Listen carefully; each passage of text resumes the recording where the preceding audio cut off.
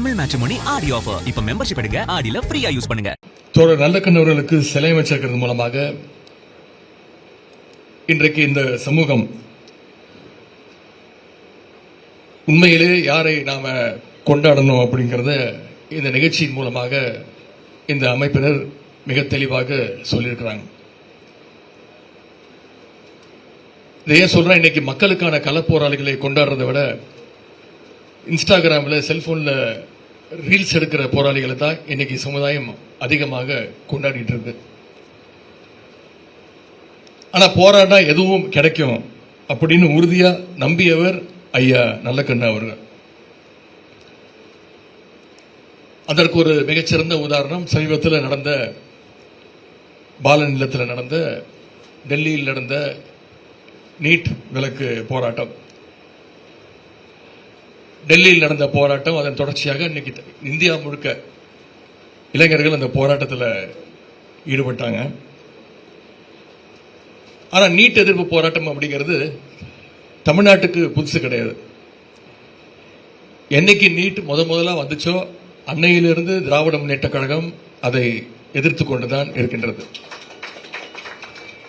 குறிப்பா எங்களுடைய திராவிட முன்னேற்ற கழகத்துடைய இளைஞர்களின் சார்பாக நீட் தேர்வை ரத்து செய்யணும்னு பல போராட்டங்கள் நடத்தியிருக்கிறோம். உண்ணாவிரத போராட்டம் நடத்தியிருக்கிறோம், ஆர்ப்பாட்டம் நடத்தியிருக்கிறோம், கையெழுத்து இயக்கம் நடத்தணும். கிட்டத்தட்ட 80 லட்சம் கையெழுத்துக்களை பெற்றோம். பைக் ரேலி அப்படின்னு பல்வேறு நீட் ஒழிப்பு போராட்டங்களை திராவிட முன்னேற்ற கழகம் நடத்தியிருக்கு. அது மட்டும் இல்லை, எங்களுடைய அரசு அமைஞ்ச பொழுது 2021ஆம் ஆண்டு கழக அரசு அமைஞ்ச உடனே நீட் பாதிப்பை கண்டறியத்துக்கு ஓய்வு பெற்ற நீதியரசர் திரு ஏ கே ராஜன் தலைமையில் எங்களுடைய அப்பொழுது தலைவர் முதலமைச்சர் அவர்கள் ஒரு கமிட்டியை அமைச்சார். அந்த கமிட்டி தமிழ்நாடு முழுக்க மாணவர்களை சந்திச்சு, பெற்றோர்களை சந்திச்சு, ஆசிரியர்களை சந்திச்சு, கல்வியாளர்களை எல்லாம் சந்திச்சு ஒரு பரிந்துரையை அரசு கொடுத்தாங்க.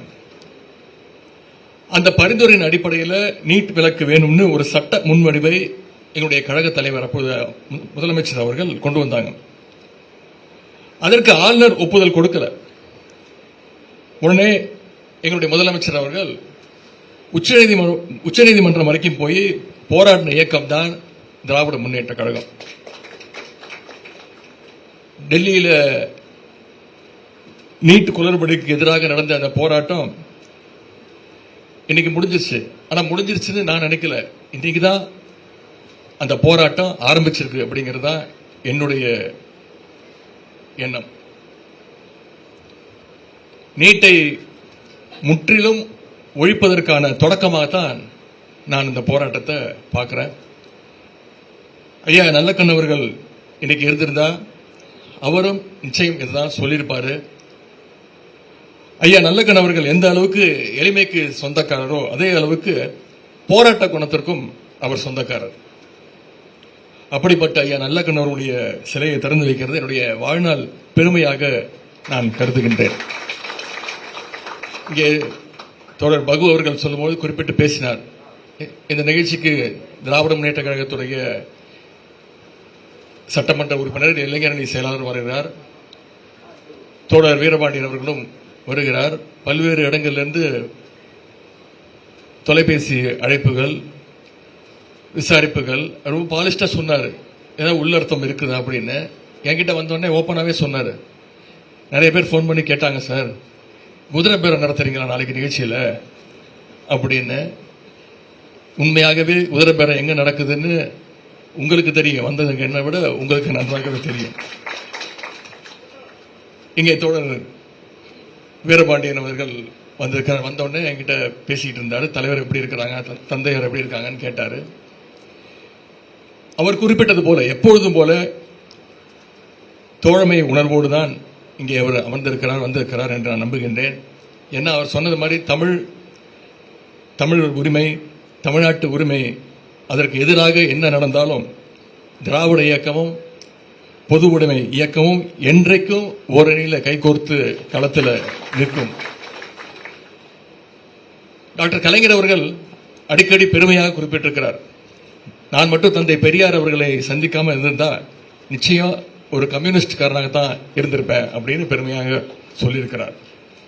அந்த அளவுக்கு கம்யூனிஸ்டுகள் மேல நம்முடைய டாக்டர் கலைஞர் அவர்களுக்கு தனி பாசம் உண்டு.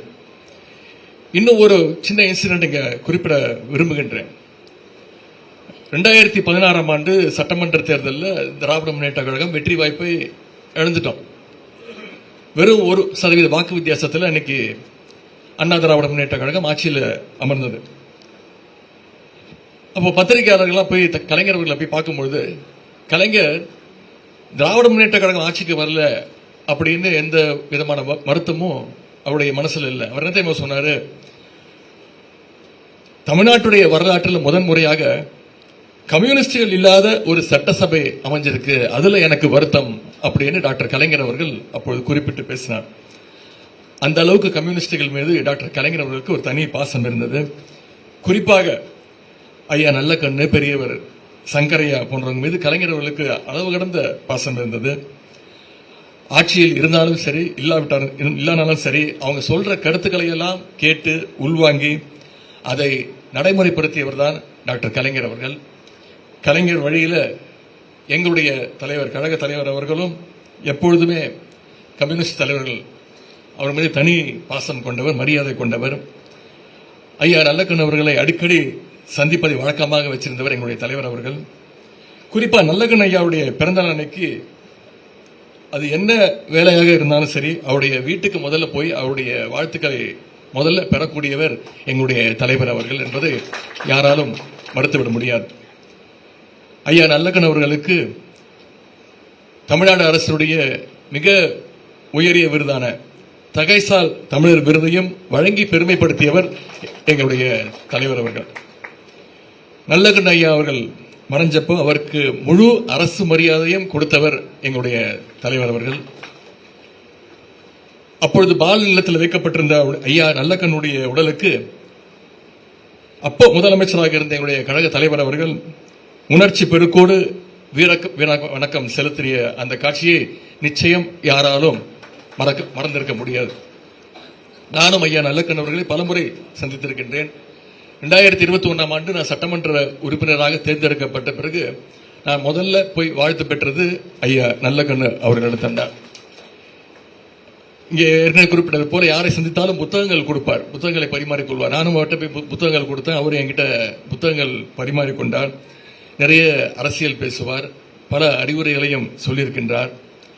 அதே போல் இங்கே தோழர் பகுவுடைய அம்மாட்சி கற்பனையின் முதல் ஆசிரியர் புத்தகத்தையும் இன்னைக்கு வெளியிட்டிருக்கின்றோம். ஒரு புத்தகத்தை கொண்டு வருவது ஒரு சாதாரண விஷயம் கிடையாது. இளைஞரணி திமுக இளைஞரணி சார்பாக நாங்களும் ஒரு பதிப்பகத்தை நடத்தி வருகின்றோம். அதற்கு நான் பதிப்பாளர். அந்த வகையில் ஒரு பதிப்பாளராகவும் இந்த நிகழ்ச்சியில் கலந்து கொள்வதை நான் மிகுந்த பெருமையாக கருதுகின்றேன். தோழர் பகு இந்த புத்தகத்திற்காக நிறைய உழைச்சிருக்கிறாரு. திணைநில வாசிகளுக்கும் கழக இளைஞரனுக்கும் ஒரு மிக நெருங்கிய தொடர்பு உண்டு. இங்கே தோழர் பகு அவர்கள் குறிப்பிட்டது போல இளைஞரணியுடைய அனைத்து நிகழ்ச்சியிலையும் திணைநில வாசிகளுடைய அந்த நாடகம் ஒவ்வொரு நிகழ்ச்சியிலும் இடம்பெற்றிருக்கக்கூடியது. அது சிறிய நிகழ்ச்சியாக இருந்தாலும் சரி, பெரிய பெரிய மாநாடுகளாக இருந்தாலும் சரி, அறிவு திருவிழா, இப்படி பல்வேறு நிகழ்ச்சிகள்ல முதல் நிகழ்ச்சியாக திணைநில வாசிகளுடைய கலை நிகழ்ச்சி நிச்சயம் இடம்பெற்றிருக்கும். தோழர் பகு ஒரு சிறந்த எழுத்தாளர், நாடக இயக்குனர், பயிற்சியாளர், LGBT மக்களுடைய உரிமைக்கான குரலாக இருப்பவர். எனக்கு அவர்கிட்ட ரொம்ப பிடிச்ச விஷயம் என்னன்னா, தமிழ்நாடு முழுக்க டிராவல் பண்ணி குழந்தைகள், பெரியவர்கள், மலைவாழ் மக்கள் அப்படின்னு நிறைய பேருக்கு நாடக கலை சம்பந்தமான பயிற்சிகளை தொடர்ந்து சிறப்பாக கொடுத்துட்டு வர்றாரு. அவருடைய அந்த அனுபவங்களை எல்லாம் இந்த இன்னைக்கு புத்தகத்தில் எழுதியிருக்கிறாரு. இந்த புத்தகம் பல ஆயிரம் பிரதிகள் விற்க என்னுடைய வாழ்த்துக்களை நான் தெரிவித்துக் கொண்டு, ஐயா நல்லக்கண்ணுடைய புகழ் ஓங்கட்டும். உதவும் கைகள் அறக்கட்டளை, தோழர் பகு உள்ளிட்ட திணைநிலவாசிகள் அமைப்பைச் சேர்ந்த அத்தனை பேருக்கும் மீண்டும் என்னுடைய வாழ்த்துக்களை தெரிவித்து இந்த வாய்ப்புக்கு நன்றி கூறி விடைபெறுகின்றேன். நன்றி, வணக்கம். தமிழ் மேட்ரிமோனி ஆடி ஆஃபர். இப்ப மெம்பர்ஷிப் எடுங்க, ஆடில ஃப்ரீயா யூஸ் பண்ணுங்க.